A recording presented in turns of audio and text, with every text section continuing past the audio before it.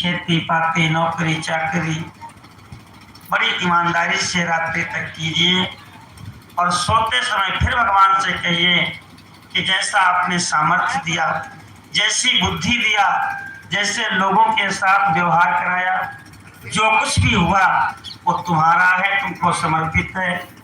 हम अब अल्प मृत्यु की ओर जा रहे हैं, सवेरा होगा फिर से आप प्राण देंगे, शरीर देंगे तो कल विचार करेंगे। तो रोज का रोज अपनी कैश बुक बंद कर दीजिए, हिसाब किताब अगला देखता रहेगा। इस प्रकार से रोज जो अपने कर्मों को भगवान को अर्पित कर देता है उसको कोई कर्म बंधन नहीं लगता, भगवान उसको स्वीकार कर लेते हैं और धीरे धीरे वह पवित्र होकर के भगवान को प्राप्त हो जाते हैं। ये बहुत अच्छा उपदेश है कबीराम के योगीश्वर का। माया का ज्ञान कराया है, भगवान के 24 अवतारों का ज्ञान कराया है। इसके बाद उद्धव जी को और उपदेश देते हैं भगवान, कहते हैं कि हमारे कुल के यदु जी चक्रवर्ती सम्राट थे, जंगल को गए हैं, वहां उन्होंने दत्तात्रेय जी को देखा। बड़े सुंदर महात्मा, कमल के समान खिला हुआ उनका मुखारविंद, नेत्र कमल के समान, मुखारविंद कमल के समान, कर कमल खिले हुए, चरण कमल खिले हुए। लगता था त्रैलोक्य का इतना सुख आनंद है और दत्तात्रेय के रोम रोम से निकल रहा है। चरणों में सिर रख दिया जी ने कि चक्रवर्ती सम्राट तो मैं हूं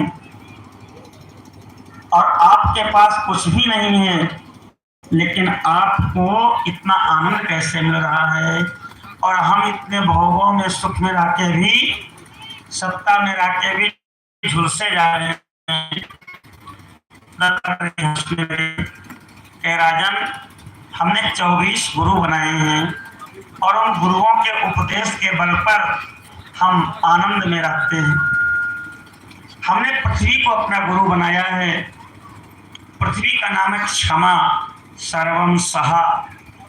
सब थूकते हैं तो अनेक प्रकार के यंत्रों से इसको जुताई करते हैं, गुड़ाई करते हैं, लेकिन पृथ्वी सब कुछ सहन करती है। इसी के विकार हैं वृक्ष, लोग लाठी डंडा मारते हैं फिर भी ये हमको फल प्रदान करते हैं। जहरीली गैस हमसे ले लेते हैं और प्राणदायिनी ऑक्सीजन हमको दे देते हैं। ऐसे ही साधक को जहर पी करके, अपमान सा करके ही समाज के कल्याण के बारे में सोचना चाहिए। ये हमने पृथ्वी से सीखा है। हमने जल को अपना गुरु बनाया है। जल प्रवाहशील है और मधुर है। साधक को भी प्रवाहशील होना चाहिए। साधु तो चलता भला, रुकेंगे तो गंदे हो जाएंगे, कलंक लगेगा, चलते रहिए।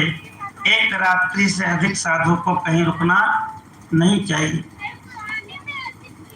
कितने भी थके हो आप, जल पी लीजिए, मुंह धो लीजिए, ताजे हो जाते हैं।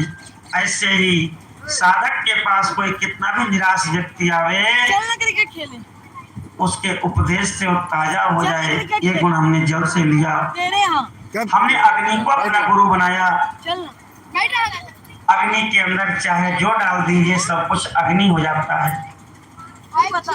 ऐसे ही साधक को इतना तेजस्वी होना चाहिए कि जो उसके पास आवे वो उसके जैसा हो जाए, उसको भजन लग जाए। द्वारिकापुरी में एक यवन हरिदास जी थे, मुसलमान थे, लेकिन 3 लाख नाम जप रोज करते थे।